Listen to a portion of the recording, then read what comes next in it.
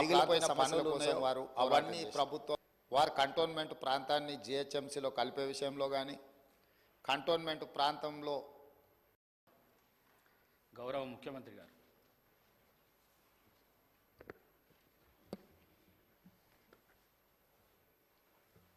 అధ్యక్ష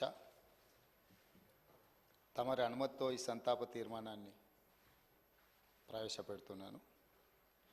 తెలంగాణ శాసనసభ సభ్యురాలు కుమారి లాశనందిత సాయన్న గారి మృతి పట్ల ఈ సభ తన తీవ్ర సంతాపాన్ని వ్యక్తం చేస్తూ శోకార్తులైన వారి కుటుంబ సభ్యులకు ప్రగాఢ సానుభూతిని తెలియజేస్తున్నది. అధ్యక్ష 23/2/2024 నాడు సికింద్రాబాద్ కంటోన్మెంట్ శాసనసభ్యురాలు కుమారి లాశనందిత సాయన్న గారి ఆకస్మిక మరణం పట్ల ఈ సభ తీవ్ర సంతాపాన్ని వ్యక్తం చేసింది. ఇలాంటి బాధాకరమైన తీర్మానం నేను ప్రవేశపెట్టాల్సి వచ్చినందుకు నేను చింతిస్తున్నాను. కుమారి లాశనందిత సాయన్న గారి నాన్నగారైన కీర్తిశేషులు సాయన్న గారు నాకు అత్యంత సన్నిహితులు, ఆప్తులు. చాలా సంవత్సరాలు మేము కలిసి ప్రజాప్రతినిధులుగా ప్రజాక్షేత్రంలో పనిచేయడం జరిగింది. సాయన్న గారు అత్యంత సామాన్యమైన కుటుంబంలో 1951 ఉల్లబానగర్ నిజామాబాద్ జిల్లాలో జన్మించి కష్టపడి వారు 5 సార్లు శాసనసభ్యుడిగా ప్రజా జీవితంలో కంటోన్మెంట్ బోర్డు మెంబర్గా కంటోన్మెంట్ ప్రాంత ప్రజా సమస్యల పరిష్కారంలో వారు ఎనలేని కృషి చేసిండ్రు. వారు సిట్టింగ్ శాసనసభ్యుడిగా ఉన్నప్పుడే ప్రజా జీవితంలోనే వారు మరణించడం జరిగింది. ఆ తర్వాత వారిచ్చిన వారసత్వాన్ని, వారు నెరవేర్చాల్సిన బాధ్యతలను, వారిని అభిమానించిన ప్రజల కోసం కుమారి లాశనందిత కూడా ప్రజా జీవితంలోకి వచ్చి వారు బ్రతుకున్నప్పుడే వారు కార్పొరేటర్గా, ఆ తర్వాత వారి తరఫున వారిని నమ్ముకున్న ప్రజల కోసం వారు శాసనసభ్యురాలుగా ఎన్నికై ప్రజా జీవితంలోకి వచ్చి కష్టపడి పనిచేయాలన్న ఆలోచనతోటి వారు ప్రజా జీవితంలోకి వచ్చారు. 5 సార్లు శాసనసభ్యుడిగా సాయన్న గారు చేసిన ఎనలేని సేవలను దృష్టిలో పెట్టుకొని వారి వారసురాలుగా లాశనందితను కంటోన్మెంట్ ప్రజలు వారిని ఎన్నుకోవడం జరిగింది. మనమందరం కూడా 37 సంవత్సరాల చదువుకున్న ఒక యువతి వెనుకబడిన సామాజిక వర్గాల నుంచి చైతన్యంతో ప్రజలకు సేవను అందించాలని ముందుకు వచ్చినప్పుడు మనందరం కూడా మహిళా సాధికారత కోసం ఎదురు చూస్తున్న వాళ్ళం. ఆ మహిళల తరఫున ప్రజాప్రతినిధి ఇక్కడికి వచ్చి సమస్యల పట్ల వారు చిత్తశుద్ధితో ఈ సభలో పోరాడతారని మనం అందరం భావించాం. కానీ ఔటర్ రింగ్ రోడ్లో వారు ప్రయాణం చేస్తున్న కారు ప్రమాదానికి గురై వారు మరణించడం జరిగింది. వారిని ప్రమాదం నుంచి హాస్పిటల్కు తీసుకెళ్తే అప్పటికే తలకు తీవ్రమైన గాయమై వారు మరణించిందని చెప్పి డాక్టర్లు చెప్పడం జరిగింది. వాస్తవంగా ఆ కుటుంబము ప్రజలతో ఉన్న సత్సంబంధాలు కంటోన్మెంట్ ప్రాంతంలోనే కాకుండా జిహెచ్ఎంసి పరిధిలో ఎవరిని అడిగినా కూడా ఆ కుటుంబం యొక్క ప్రజలతోనే ఉన్న సత్సంబంధాలు, ప్రజా సమస్యల మీద వారు చేసిన ప్రయత్నాలు ఎవరైనా చెప్తారు. ముఖ్యంగా కీర్తిశేషులు సాయన్న గారు మృదు స్వభావి, సమస్యలను పరిష్కరించాలన్న తపన తప్ప రాజకీయాలకు అతీతంగా అందరితో ఒక మంచి సంబంధాలు ఉండి ఆ ప్రాంత సమస్యల కోసం వారు పోరాటం చేశారు. వారు కంటోన్మెంట్ ప్రాంతాన్ని జిహెచ్ఎంసీలో కలిపే విషయంలో కానీ, కంటోన్మెంట్ ప్రాంతంలో అక్కడ ఆర్మీ అధికారులు వాళ్ళ వల్ల కలుగుతున్న రోడ్ల ఇబ్బంది విషయంలో కానీ, ఎలివేటెడ్ కారిడార్ల విషయంలో కానీ చాలా విషయాలలో నేను పార్లమెంట్ సభ్యుడిగా డిఫెన్స్ కమిటీ మెంబర్గా ఉన్నప్పుడు సాయన్న గారు ఎన్నోసార్లు కంటోన్మెంట్ బోర్డు సమావేశాలలో ప్రస్తావించేవారు. ఎందుకు అనంటే వారు ఎమ్మెల్యేగా నేను ఎంపీగా ఈ సమస్యల్ని పరిష్కరిస్తే ఆ కంటోన్మెంట్ ప్రాంత ప్రజలకు న్యాయం జరుగుతుంది, మేలు జరుగుతుందని చెప్పి వారు పరితపించారు. కానీ దురదృష్టవశాత్తు ఎలివేటెడ్ కారిడార్ల అనుమతి, అదేవిధంగా కంటోన్మెంట్ ప్రాంతాన్ని జిహెచ్ఎంసీలో కలపడానికి అనుమతి వచ్చే సమయానికి వారు లేరు. వారి వారసురాలుగా వచ్చిన లాసిన్ అందిత గారైనా ఆ సందర్భంలో ఉండి ఉంటే చాలా సంతోషపడి ఉండేవాళ్ళు. ఎందుకంటే సాయన్న గారి ప్రజలకు ఇచ్చిన మాట నెరవేరిందని. కానీ దురదృష్టవశాత్తు లాసినందిత గారు కూడా ఈ కంటోన్మెంటు అత్యంత కీలకమైన సమస్యల పరిష్కార సమయంలో వారు మన మధ్యత లేకపోవడం బాధాకరమైన విషయం. ఏది ఏమైనా కంటోన్మెంట్ ప్రజల హృదయాలలో సాయన్న గారు కానీ, సాయన్న గారి కుమార్తె వారసురాలు లాస్యనందిత గారు కానీ శాశ్వతంగా ప్రజల హృదయాలలో నిలిచిపోతారు.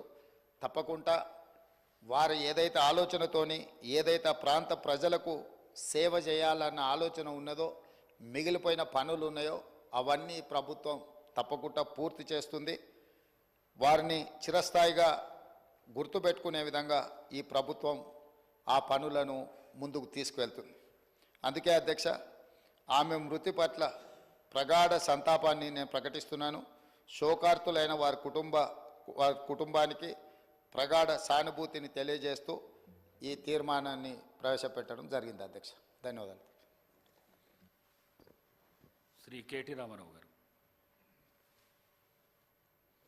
అధ్యక్ష, ముందుగా తమరికి ధన్యవాదాలు అధ్యక్ష. ఎందుకంటే ఒక యువ శాసనసభ్యురాలు ఇవాళ అనుకోని పరిస్థితుల్లో మన మధ్యన లేని ఈ సందర్భంలో మరి కేవలం ఈ ఒక్కరోజు మొత్తం కూడా సంతాప తీర్మానం మీదే అమ్మాయి గురించి మాట్లాడడానికి అందరికీ అవకాశం ఇచ్చినందుకు ముందుగా తమరికి ధన్యవాదాలు. అధ్యక్ష, నిజంగా కూడా కొన్ని సందర్భాలు దిగ్భ్రాంతిని కలిగిస్తాయి అధ్యక్ష. ఇవాళ జ్ఞాని సాయన్న గారు ఇప్పుడే ముఖ్యమంత్రి గారు చెప్పినట్టు ఒక సీనియర్ శాసనసభ్యుడు, 5 సార్లు గెలిచిన మంచి వ్యక్తి, మృదు స్వభావి, ఎప్పుడు ఎక్కడ ఎవరిని కలిసినా ఏ పార్టీలో ఉన్నా ఒక అజాత శత్రువుగా మంచి పేరు తెచ్చుకున్న వ్యక్తి జ్ఞాని సాయన్న గారు అధ్యక్ష.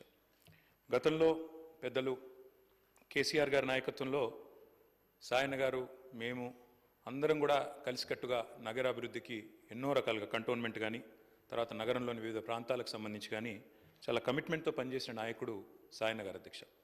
అధ్యక్ష, సాయన్న గారు అదేవిధంగా మా గౌరవ ముషీరాబాద్ శాసనసభ్యులు ముఠా గోపాల్ గారు చిరకాల స్నేహితులు అధ్యక్ష. దాదాపు దశాబ్దాల స్నేహం వారిద్దరిది కూడా. మీకు కూడా మంచి స్నేహితుడు అధ్యక్ష వారు.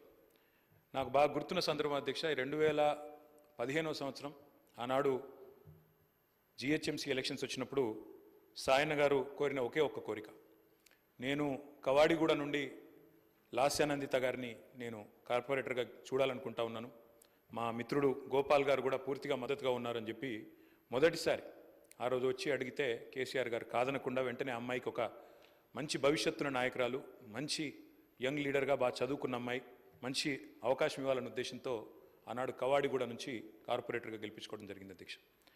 కానీ నిజంగా కొన్ని సందర్భాలు ఎట్లా ఉంటాయి అధ్యక్ష అంటే, ఇప్పుడు సాయన్న గారి కుటుంబాన్ని చూస్తూ ఉంటే విధి నిజంగానే వారి మీద పగబట్టిందేమో అన్నంత తీవ్రంగా ఒకే ఒక్క సంవత్సరంలో మరి అటు సాయన్న గారు దుర్మరణం పాలు కావడం, ఆ తర్వాత అనుకోని మరి మమ్మల్ని అందరినీ కూడా విస్మయపరుస్తూ దిగ్భ్రాంతికి గురి చేస్తూ లాస్యానందిత గారు కూడా ఈ రోడ్ యాక్సిడెంట్లో చనిపోవడం, ఇవన్నీ కూడా అత్యంత ఆవేదన కలిగించే అంశాలు అధ్యక్ష. ఒకటే ఏడాది లోపల అటు తండ్రి ఇటు కూతురు చనిపోవడం అంటే ఆ కుటుంబంలో ఎంత విషాదం ఉంటుందో మనం ఊహించవచ్చు అధ్యక్ష.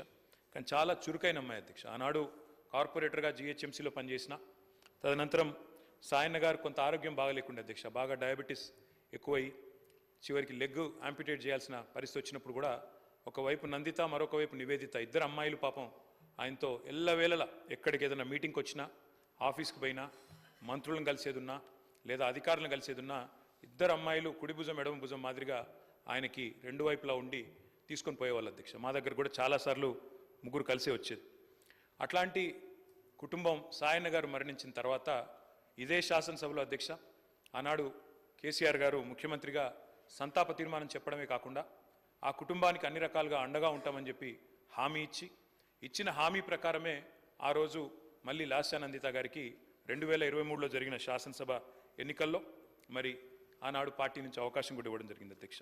ఇప్పుడే ముఖ్యమంత్రి గారు చెప్పినట్టు కంటోన్మెంట్లో సాయన్న గారు చేసిన సేవ రాజకీయాలకు అతీతంగా కలిసి ఉండే మంచి వ్యక్తిత్వం ఎన్నింటి వల్ల నందిత గారికి కూడా తప్పకుండా తండ్రి గారి ఆశీస్సులతో పార్టీ అండతో బ్రహ్మాండమైన మెజారిటీతో అమ్మాయి కూడా గెలిచింది అధ్యక్ష.